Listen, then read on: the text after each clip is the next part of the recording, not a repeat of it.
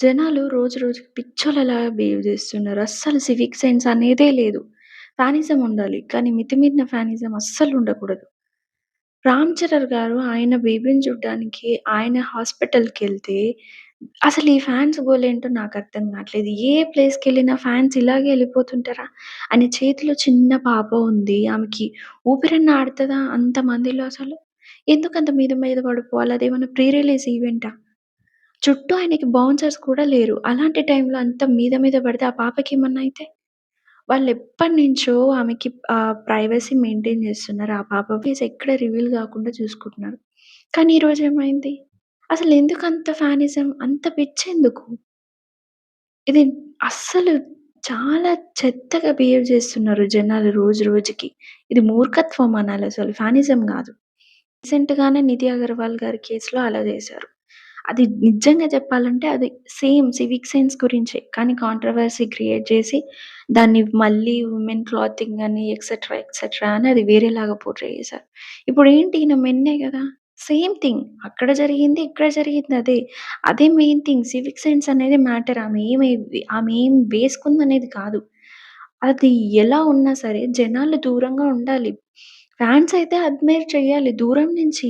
వాళ్ళ గురించి ఏదన్నా మంచి హ్యాపీ న్యూస్ వచ్చిందా? ఓకే. మంచిగా ఫీల్ అవ్వండి. ఒక ట్వీట్ వేయండి. హ్యాపీ ఫర్ యూ అని కామెంట్ పెట్టండి. ఇనఫ్ చాలు. ఇలా వచ్చి రచ్చ రచ్చ చేయాల్సిన అవసరం లేదు. మూవీకెళ్ళినా అంతే. అప్పుడు 'అల్లు అర్జున్' గారి కేస్‌లో ఇంతే.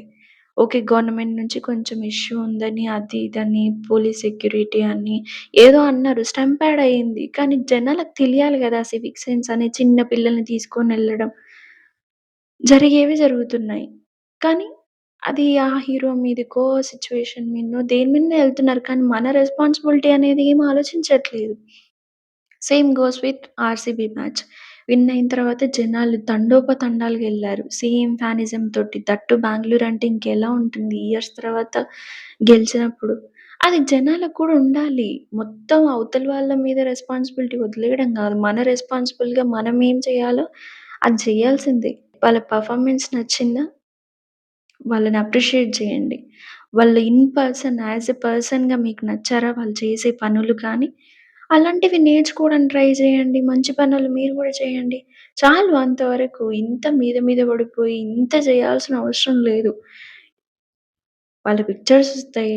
వాళ్ళ గురించి ఏదన్నా న్యూస్ ఉంటే రివీల్ చేస్తారు. ఏదన్నా ఉంటే అక్కడే అప్రిషియేట్ చేయండి. చాలు ఇనఫ్. ప్లీజ్ కొంచెం జనాలు మారండి.